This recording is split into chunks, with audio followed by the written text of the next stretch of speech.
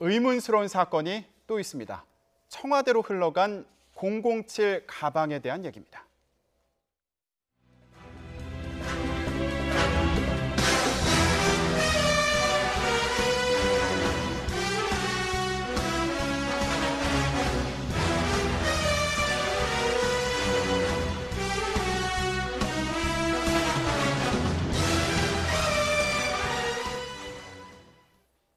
박근혜 정부 시절 국정원에서 청와대에 매달 1억 원씩 40억 원 정도를 상납한 사실이 드러났습니다.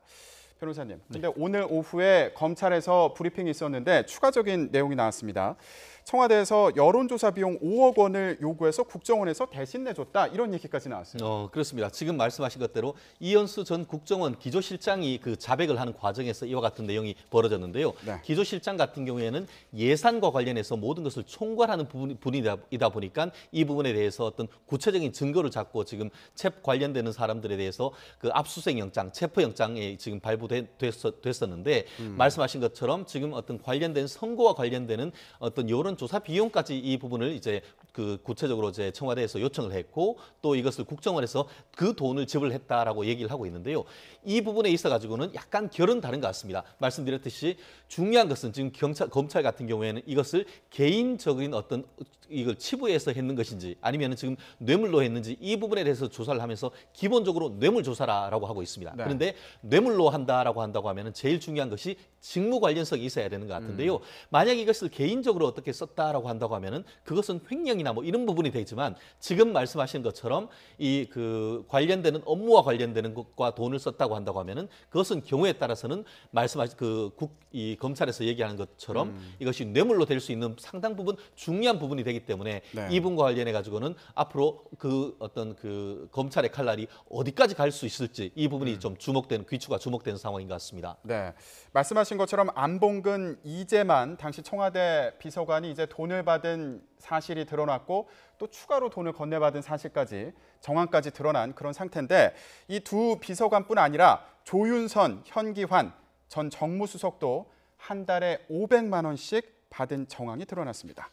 자, 그런데 문고리 비서관 그리고 정무수석들이 받았다는 액수 왜 이리 차이가 나는 걸까요? 그럼 그 차이는 뭐냐? 대통령과의 거리 차이입니다. 거리가 가까우니까 돈이 더 많이 간 거고요.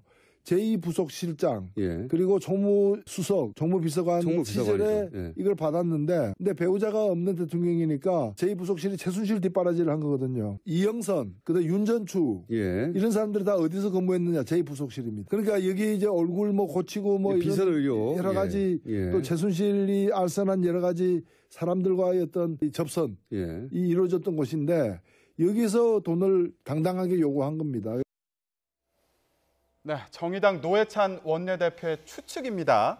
자, 그런데 이 내용이 국정원의 특수활동비, 그러니까 결국 국민 세금으로 최순실 뒷바라지한 거 아니냐 이런 얘기예요. 예, 그 뭐 여러 가지 가능성이 있지만 지금 그 노 의원은 뭐 일단 나름대로 생각을 최순실의 그 표적으로 맞춰져 있는 것 같습니다. 왜냐하면 이 비서들이 결국은 돈을 많이 챙겼었는데 결국은 이 비서들이 무엇을 위해서 챙겼겠느냐? 최순실을 주기 위해서. 그럼 최순실이 왜 줬느냐? 최순실이 박근혜 대통령의 여러 가지 관련된 비선 의료 진료에 관한 것은 아니냐 이런 것을 지금 상정을 하고 있는 것이 아닌가 이런 예상이 가능합니다. 네. 지금 오늘 그 조응천 그 의원의 어떤 그 매체와의 인터뷰 결과도 보면 그 청와대의 핵심 세력이 이 돈을 사용을 하고 필요가 했을 것이다. 그와 같은 이제 맥락을 이제 같이 하는 것인데요. 이것은 아직까지 이제 수사가 그 진행 중이기 때문에 과연 이제 그런 것인지 여부는 조금 더 수사의 결과를 지켜봐야 될 것 같고요. 저는 어쨌든 간에 이 사건에서 제일 황당한 것은 만약에 이걸 뇌물이라 한다면 자기 돈을 줘야 되는 것인데 자기 돈도 아니고 국민의 돈인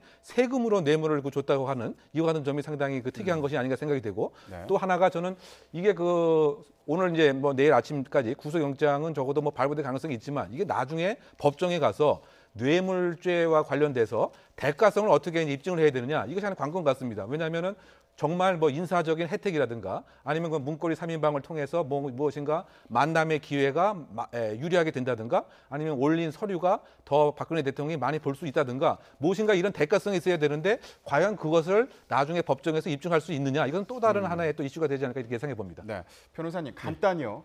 이 돈이 어디로 흘러갔을까? 이게 아직 밝혀지지 않았는데 뭐 추측해 본다면 어떤 가능성이 있을까요? 그렇습니다. 지금 벌써 이제 검찰과 법조계 서초동에서는 이것이 정치권으로 흘러갔지 않았을까 하는 그 얘기를 하고 있습니다. 이른바 국정원발 이 정치 게이트가 될 가능성이 있다라고 얘기를 하고 있고, 더불어서 이와 같은 돈을 주고받은 것에서 최정점은 또 그 누구인가? 그래서 그 일각에서는 박근혜 전 대통령에 대한 그 지시 내지는 관련해서 수사의 가능성도 있지 않은가 하는 그런 언론 보도가 있습니다. 다만 말씀드렸듯이 이것이 그 직무 관련성이 있는지 대가성이 있는지 예컨대 이제 이 부분에 대해서 어떤 그 관례에 따라서 어떤 그 기관 운영비로 쓰였다라고 한다고 하면은 나중에 이것이 법리적으로 치열한 어떤 논쟁이 될 수 있기 때문에 검찰로서는 의혹을 밝히되 그 부분에 대한 법리도 탄탄하게 어떤 조사를 해 나가야 될 그럴 필요성이 있는 사건인 것 같습니다. 네, 앞으로 갈 길이 좀 멀어 보인다 이런 말씀으로 그렇습니다. 이해가 되는데, 그러면 정무수석들은 왜 돈을 받았는지 이것도 궁금한데요. 조윤선 전 장관은 500만 원이 왜 필요했을까요? 과거 인사청문회 당시 얘기를 들어보겠습니다. 실질적으로 결과적으로 지난 5년 동안 부부 합산 소득 32억도 부족해서 더하기 4억, 그러니까 36억을 지출한 겁니다. 그 1년으로 평균을 내보면 7억 2천, 한 달이면 6천만 원, 하루에 평균 200만 원을 썼습니다. 서민의 입장에서는 꿈에도 꿀 수 없는 그런 액수인데, 제가 구체적으로 그 숫자를 검증할 수가 없었습니다. 그런데 의원님, 제가 숫자에 이렇게 밝은 사람도 아니고 소득이 부부 합산해서 186억 정도의 소득에 세금은 61억 냈고요. 가처분 소득이 125억인데 재산은 11억 주는, 그래서 즉 136억의 가처분 소득을 어떻게 썼는가가 지금 저에게는 핵심입니다. 부부가 한 달에 카드 대금을 합해서 2천여만 원 정도의 이 소비 규모가 되고 있습니다. 그것은 생활비와 또 남편이 사무실을 운영하면서 또 제가 사회생활을 하면서 사용하고 있는 카드 대금이 모두 다 합해진 금액입니다. 네, 보신 것처럼 조윤선 전 장관은 인사청문회 때마다 재산이 많은 게 논란이 되기도 했습니다. 그만큼 돈이 부족한 사람이 아닌데 왜 돈을 받았을까? 이게 혹시 정무수석이라는 직책과 연관된 걸까? 이것도 궁금하거든요. 그렇죠. 뭐 조윤선 장관 같은 경우는 지금 뭐 가처분 소득 바로 쓸 수 있는 돈이 뭐 130억 원인 거고, 우리가 청문회에서 기억하지만 자녀의 학비, 1학기 학비도 전혀 기여를 못하고, 그래서 사실은 도대체 그 1년의 생활비 5억이 어떻게 된 것이냐 의문이 많았죠. 그렇다고 본다면 불과 500만 원을 개인의 용돈으로 쓰지 않았을 테고, 지금 알려진 바에 의하면 국정원에서 이것은 아예 그 관행적으로 각 수석들에게 500만 원씩 다 지급을 한 것으로 이렇게 좀 평가가 되고 있는 것 같습니다. 그러다 보니까 이것이 이번만의 문제냐 아니면 그 전에도 관행적으로 다 지급이 된 것이냐, 뭐 이런 틀에서 그거 봤을 때는 아까 그 문고리 3인방의 그 매달 1억 원과 지금 정무수석의 500만 원은 그 궤와 성질을 조금 달리하는 국정원의 그 자금으로 일단 그 봐야 될 것 같고요. 어쨌든 그럼에도 불구하고 이것이 원칙은 분명히 아닌 것이죠.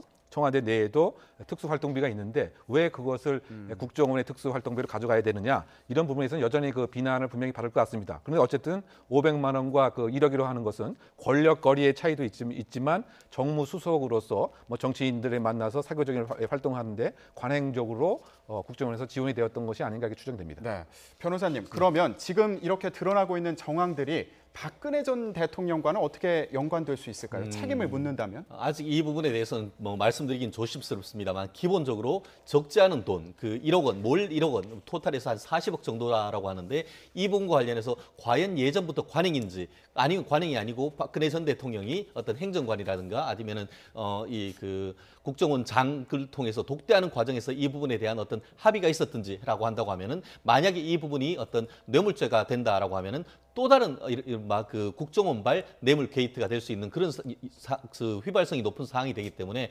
추가적인 조사는 필요합니다. 다만 이와 같은 것이 좀 전에 그 교수님이 말씀했던 것처럼 전 정권부터 거의 관행적으로 해왔는 그런 부분도 있는 성질도 있는 그런 부분이기 때문에 이 사건을 어디까지 확대해 갈지, 이 부분도 앞으로 좀 귀추가 주목되는 상황인 것 같습니다. 네, 알겠습니다.